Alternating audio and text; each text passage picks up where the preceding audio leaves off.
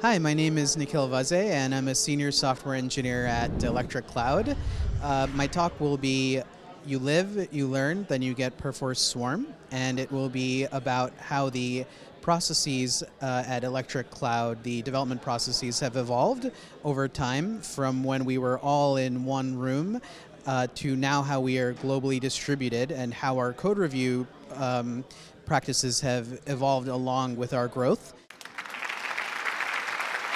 Today I'll be sharing some of the stories and experiences that I've had at Electric Cloud and focused around code review and how it's evolved over the years. So, I'm a developer and I write code, and nowadays I'm a team lead for our integrations. So the product that I work on, it manages build, test, release for large enterprise customers. Perforce use us. And as a result, we need to integrate with a lot of various systems like SCMs, defect tracking, public-private cloud, et cetera. But really what this boils down to is that my perspective is that of a developer and that of a team lead. And I know some in the audience are more so, Perforce admins and managing kind of Perforce for their software teams. So here's just a quick overview. Electric Cloud, we really try to write products that help people deliver their software faster. And I see some familiar faces in the audience that I've interacted with. For those of you that I don't know, I hope to get to know you. So I've been at Electric Cloud for 4 years, and that's a long time. And we've moved from where everyone was kind of in the same room, like engineering-wise, to now we're kind of globally distributed. So there's some interesting kind of lessons learned that are shown there. Let me back up a little bit. I will also be showing kind of a live how we integrate with Perforce Swarm at the very end. So I'll go over some assumptions right now, and mainly it's that code reviews are a good thing. If you feel otherwise, I don't really think there's much I can tell you that's going to change your mind. It's a belief that I have, and I hope that as time goes along, more and more people feel that way. So it helps spread knowledge around the team. You catch problems earlier, but I guess as the Reading Rainbow, LeVar Burton says, you don't have to take my word for it. So one of the panelists yesterday, he mentioned Guido van Rossum and how he did a talk at Google and how they rolled out code review. So this is just a link to that. And the second person is JGC. He's was originally an Electric Cloud founder, I believe, but now he's at Cloudflare. And he has a blog post where he goes on a little bit about some of the benefits he's seen. So I'm not quite as accomplished as these two individuals. So I hope that if you don't take my word for it, you'll take their word for it. So this is kind of the dark ages, right? Like 4 years ago, 2010, no code review. Why, do you ask? Why no code review? And this image over here really this is what resonates with me. I was also guilty of this, right? I said, I can't do code reviews. I'm just too busy, right? Like, it's gonna slow me down. And that was my viewpoint 4 years ago, and that's also anecdotally, when I talk to people, that's kind of the number one concern they have, that, code reviews are gonna slow me down. And this is a interesting graphic. A lot of people use it to hit their point, so I'll kind of do the same. And it's really code review to make it just painfully sort of obvious. Code reviews are those oars that you're going to be using. So before, when you have an engineering team in the same room, code reviews are ad hoc, and that's kind of how it was with Electric Cloud. Everyone was in the same room. You called someone over, and they sat down. They pointed some stuff out. If that person was sick, or if they were on vacation, or a really long meeting that the code review just didn't happen. And since the team was small, it worked to a point. But it led to some forehead slapping. So these are all things I've said, that, hey, I wish I asked for your guidance. You knew that you saw some of these problems. Hey, me looking at someone else's commit, hey, did you think of this condition when you were coding this up? And then finally, Guido van Rossum, he says, you're going to do code review one way or another. If you do not do code review, it's when the next person comes by and has to look at the code and they're like, how is this checked in? How is this possible? So one way or another, you'll be doing code review. So okay, we realized, that, hey, we should get some formal process. People go on vacation, people get sick. Great, so we've made this decision. Coincidentally, also, our team started to grow all across the U.S., also a little bit of abroad, and we ended up standardizing on another tool. I'll try not to mention it, though it may slip by. We at Electra Cloud, we've used Perforce forever, I feel like. So it was another tool that worked with Perforce. And we chose it. We chose it, and then we documented it on the wiki. And we sort of declared victory, like, woohoo, we have code review, like all our problems are solved. But right afterwards, the excitement kind of wore off a little bit. The reality of, okay, how do you describe this code review process to everyone? So this, might be a little bit, this is hard to read. So you can't make this stuff up. This is the actual wiki page that we wrote. The black lines are just, I didn't want to, talk bad about another product, but that's what we were using.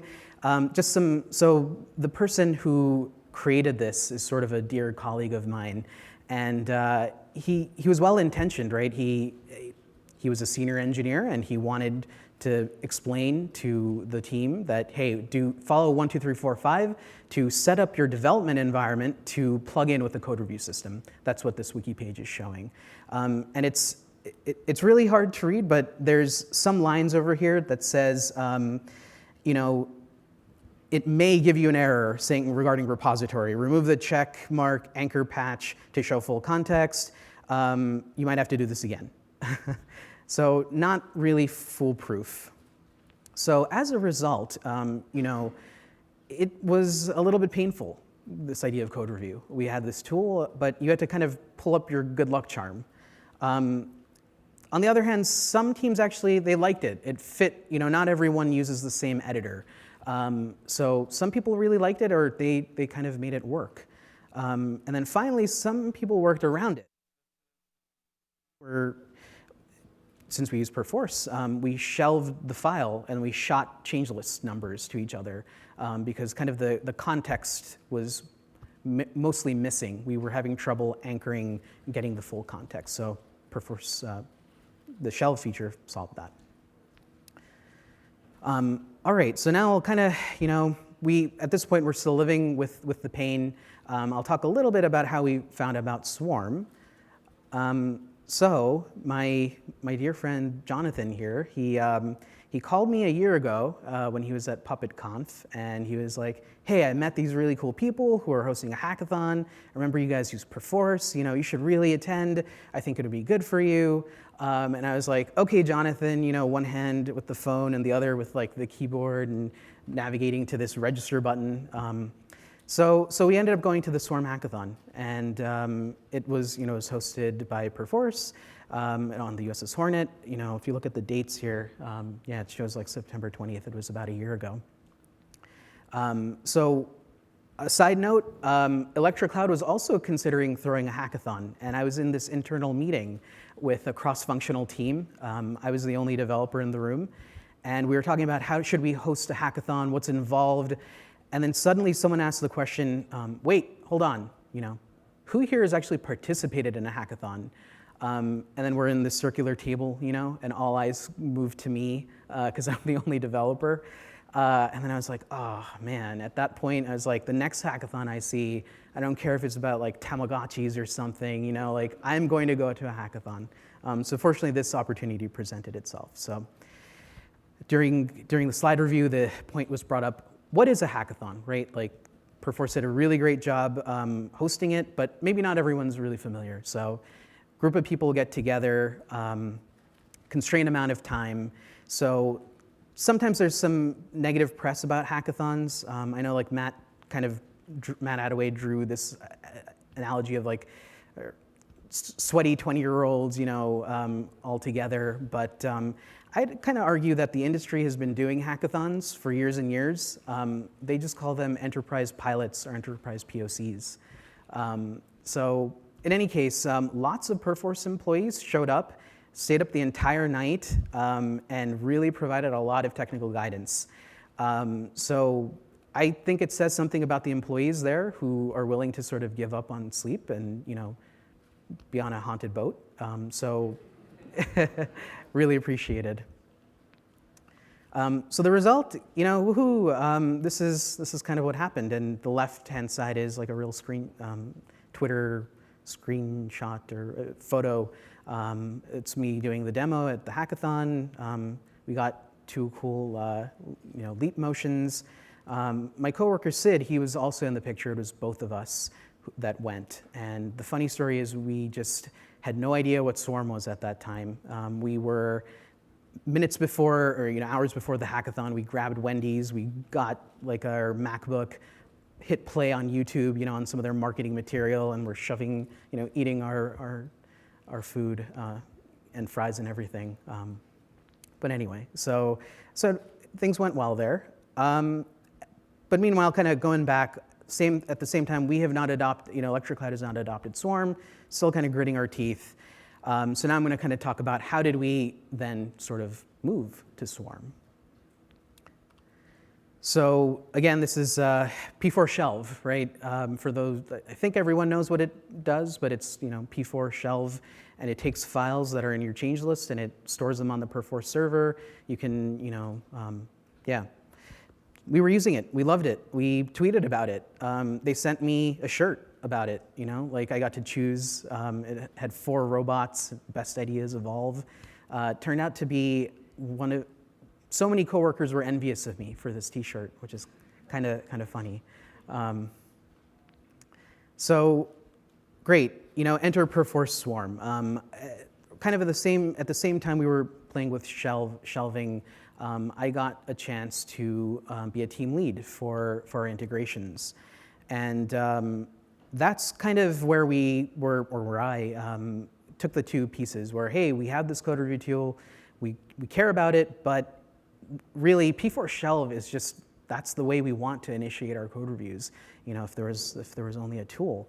And so I'm going to talk about kind of the differentiators of why we chose it, and then sort of go to a demo a little bit. But I really liked it because of version code reviews. So there's a slider in the Swarm UI where you can go through this flow of you shelve a review, so that's how you start it. People comment and they say, hey, you know, this doesn't look quite right. How about you think about XYZ? And at that point, you have 2 choices. You as the reviewer, you can participate in that review by unshelving and reshelving.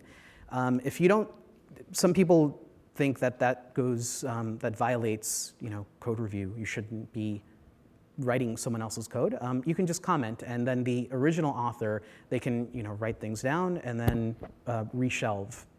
And then you can see, hey, I made this comment. Did that person actually action on that comment because of the slider? The other part that was really huge for us, and it sounds silly, right? This ability to just commit from a UI, but that was great for us. What it allowed us to do is, since we had engineers sort of all over the world, I could start a review and say, hey, if this looks good, feel free, commit on my behalf, right? If it's okay. And then I went to bed, and in the morning, I check my email, and it's like, oh, okay, my code was checked in, or hey, please look at this. So it really helps geographically distributed teams with handoffs.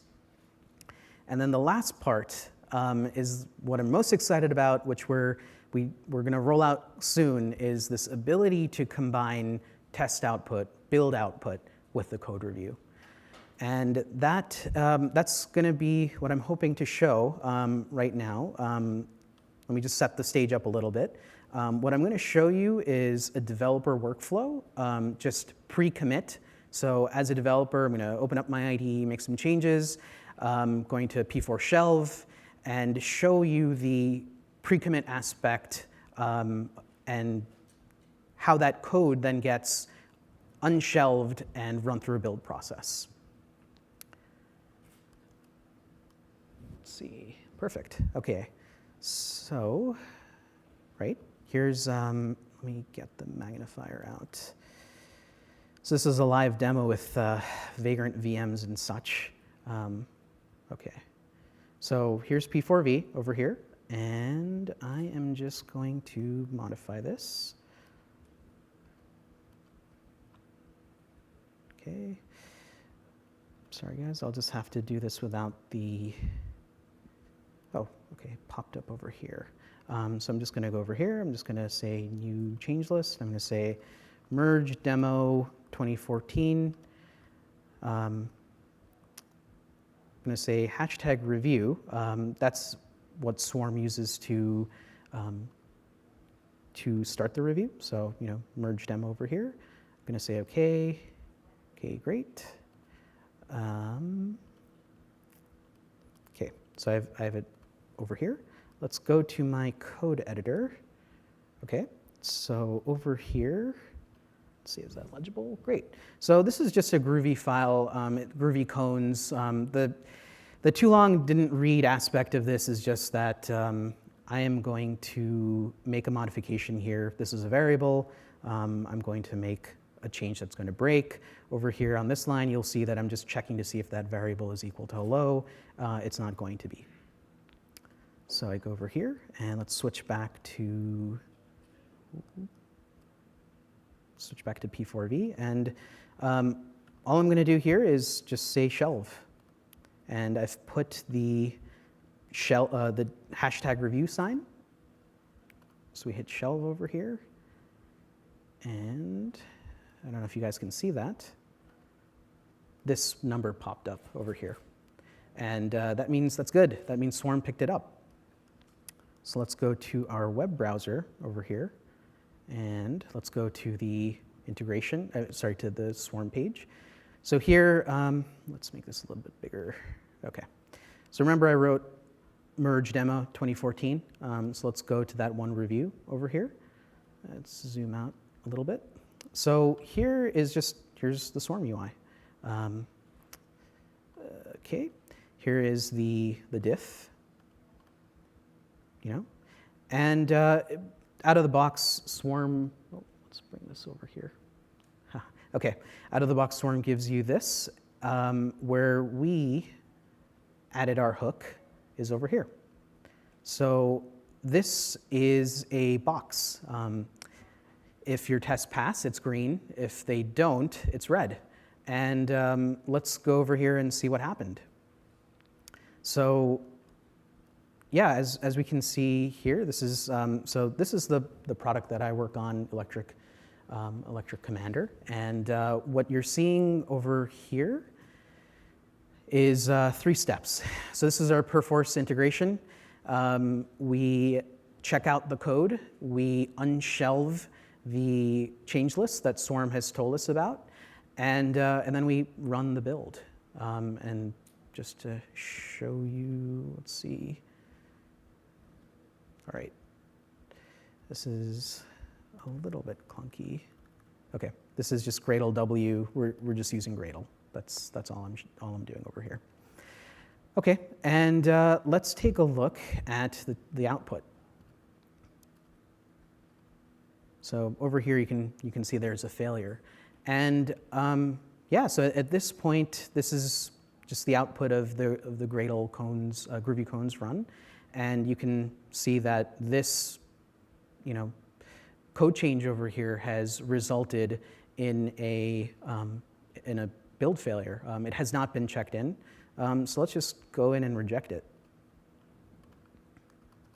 Check build output, tests not passing, and you reject it. So, yeah, it says, have to give these guys credit. There's like, all right, there's a rejected icon over here. Yeah, so that's kind of the flow. And that's, we worked with Perforce to get kind of the hooks and everything. They have published some hooks for other CI/CD tools. We have kind of worked with them to work with the integration that works with Electric Commander.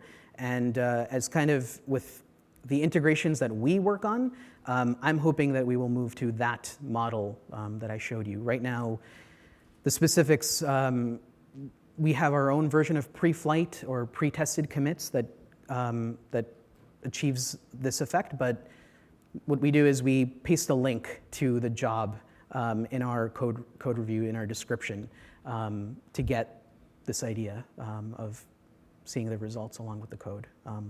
So now that we've been doing code review for a while, I'll just give you a few kind of lessons learned. And the first one is you are still going to have bugs in the code that's been reviewed. And this has happened to me, and it's a really weird feeling. It's like someone has taken cold water on, put it onto you. Because you're like, I looked at that code, right? Like, it was fine. Who's this like Joe coder or Jane coder that filed the bug, that person's wrong. They must have done something wrong.